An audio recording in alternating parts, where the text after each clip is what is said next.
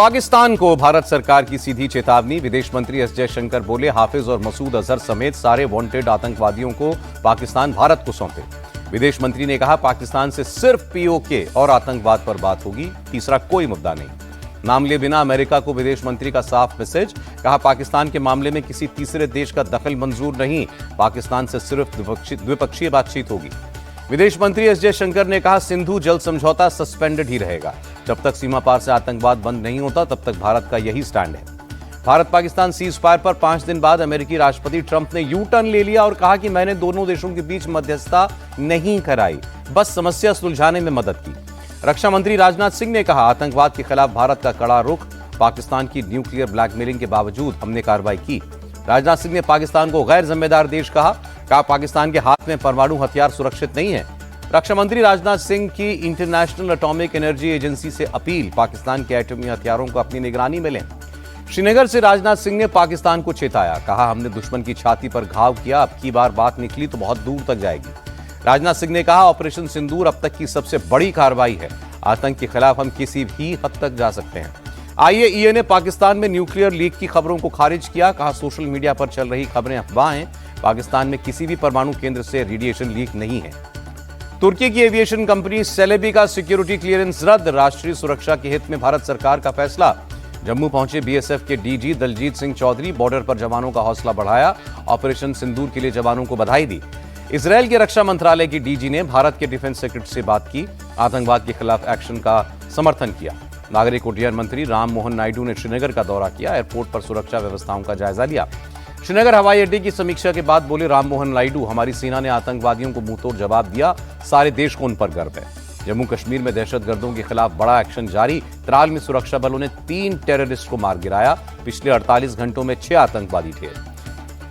Samajwadi party के नेता रामगोपाल यादव की विवादित टिप्पणी, विंग कमांडर व्योमिका सिंह के लिए जाति सूचक शब्द का इस्तेमाल। रामगोपाल यादव के बयान पर भड़के सीएम योगी, कहा, सेना की वर्दी जातिवादी चश्मे से नहीं देखी जाती। ऑपरेशन सिंदूर को लेकर बीजेपी की तिरंगा यात्रा पर अखिलेश यादव का बड़ा बयान, कहा, जश्न जीत पर होता है, समझौते पर नहीं। अखिलेश यादव ने कहा, बीजेपी लोगों को कंफ्यूज करना चाहती है, लोग जागरूक हैं और समय पर उन्हें सबक सिखाएंगे। कांग्रेस में खुद पर उठ रहे सवाल को लेकर शशि थरूर की सफाई, कहा, मुश्किल वक्त में मैंने एक भारतीय के रूप में बात की, मैं किसी पार्टी या सरकार का प्रवक्ता नहीं हूं। सीज फायर को लेकर सवाल उठाने पर केंद्रीय मंत्री गजेंद्र सिंह शेखावत का पलटवार, कहा, जब देश को गर्व करने का मौका मिला तब कांग्रेस ने सवाल खड़े किए।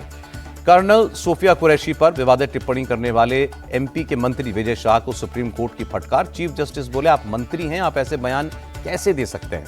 एफआईआर के हाईकोर्ट के आदेश पर रोक लगाने से सुप्रीम कोर्ट का इनकार, विजय शाह की याचिका पर कल सुनवाई करेगी शीर्ष अदालत।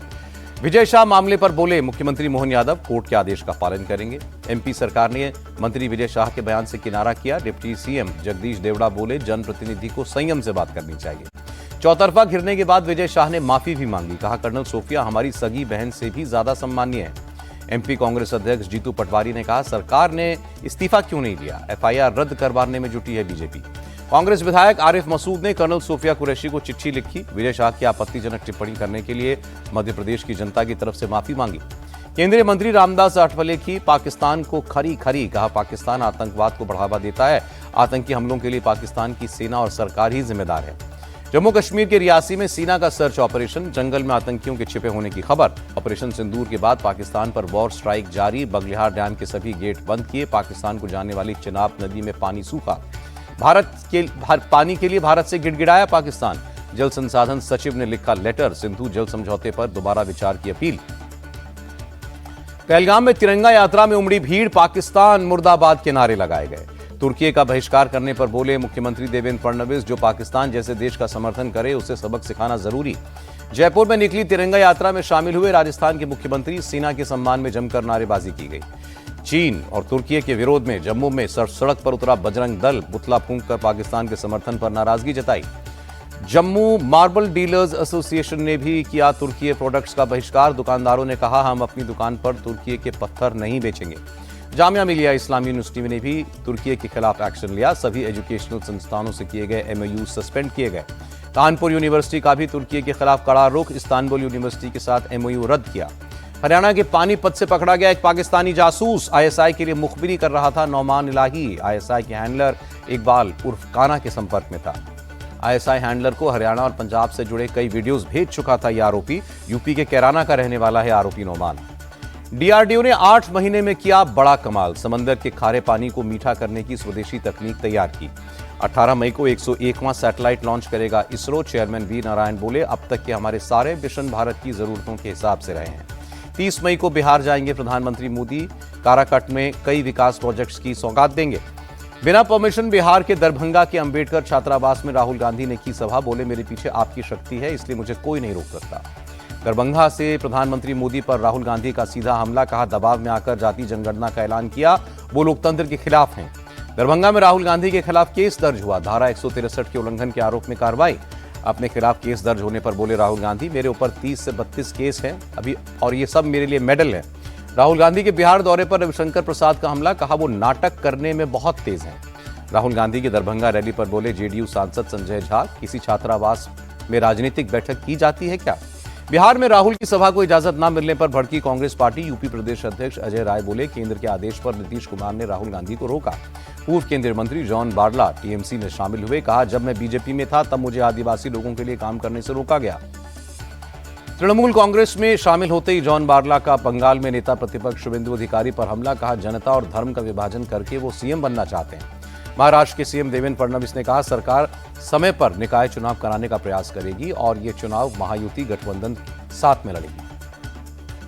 महाराष्ट्र के गृह विभाग का बड़ा फैसला, मुंबई पुलिस का हेड कांस्टेबल रैंक का अधिकारी भी केस की जांच कर पाएगा। सरकार ने इसके लिए जारी किया राजपत्र। मोदी सरकार का मत्स्य पालन क्षेत्र में विकास पर फोकस, पीएम ने योजनाओं को लेकर समीक्षा बैठक की। सुप्रीम कोर्ट में वक्फ कानून पर 20 मई को सुनवाई होगी। सुप्रीम कोर्ट वक्फ लॉ पर अंतरिम राहत पर करेगा विचार।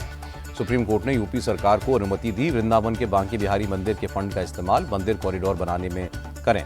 सुप्रीम कोर्ट ने यूपी सरकार को बांके बिहारी मंदिर के आसपास 5 एकड़ जमीन अधिग्रहित करने की अनुमति दी। जमीन बांके बिहारी के नाम पर रजिस्टर्ड होगी।